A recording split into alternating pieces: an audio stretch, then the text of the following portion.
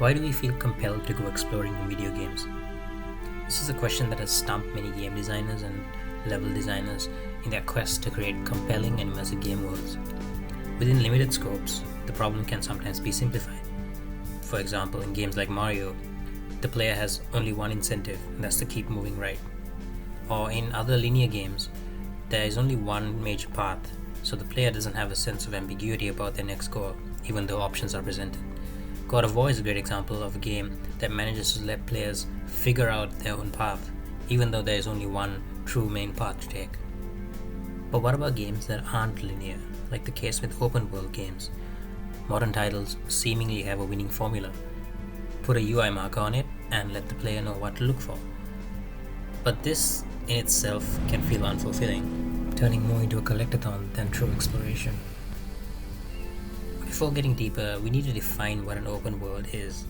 A modern open world is a game where the player has an ability to travel with relative freedom, and often gameplay objectives are littered throughout this open space that players can choose to tackle in whatever order they feel like. These maps tend to be large and have a large amount of optional content within them, which can lead to another issue. How can a designer ensure that as much content is experienced by a player, but the player still feels like they're experiencing this content organically? Along with modern quest design, game designers have placed an exceedingly larger emphasis on game UI within open world titles. The quest marker, the dotted line, or in some cases more in-world methods are all solutions to the problem of guiding a player to a goal.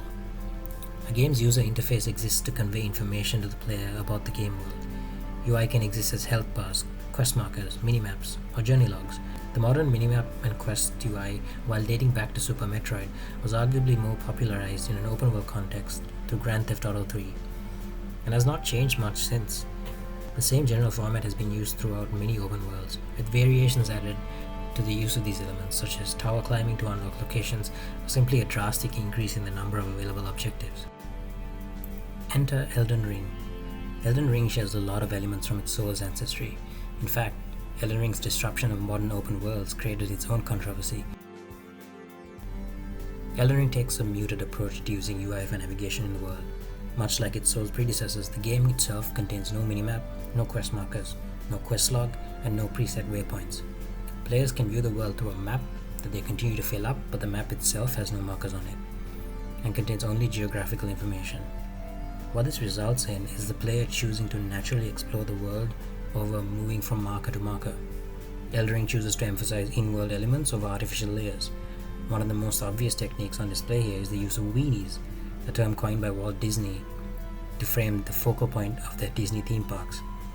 As soon as you step into the world of Elden Ring, you're shown your ultimate goal, along with various sub-goals that you need to progress through along the way, resulting in you being never truly lost, but also never guided explicitly. Some of these ideas could be applied within smaller games, such as my own game, Gloop. The objective here is to traverse the landscape by infecting different creatures. Progress is indicated by how much of the landscape is covered, and in this starting level, the player has two main paths to take, with some potential sub-paths. Gloop exists as an experiment in terms of how much UI can be hidden, from initially relying on on-screen inventory, which was then transformed to physical tentacles on the player, and then the removal of the minimap. The game turned into a completely UI-less experience. Given the layout of the starting level was designed with a clear line of sight, using color and objects in the far distance to influence movement, the minimap served no function in terms of traversal. However, the issue still stood. What if a player wanted that extra guidance?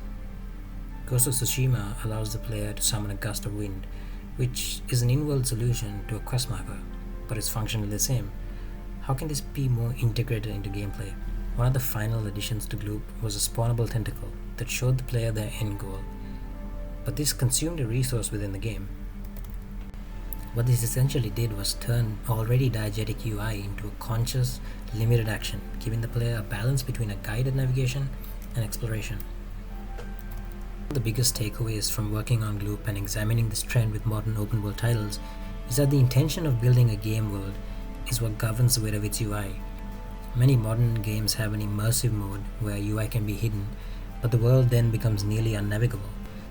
When designing navigational UI for open world games, level design should take priority, and UI should be an accessory to that rather than the other way around. By doing that, open worlds can truly give the players an active choice beyond cosmetics in terms of what they experience while exploring. So why do we explore in video games? Because we choose to, not because we're told to.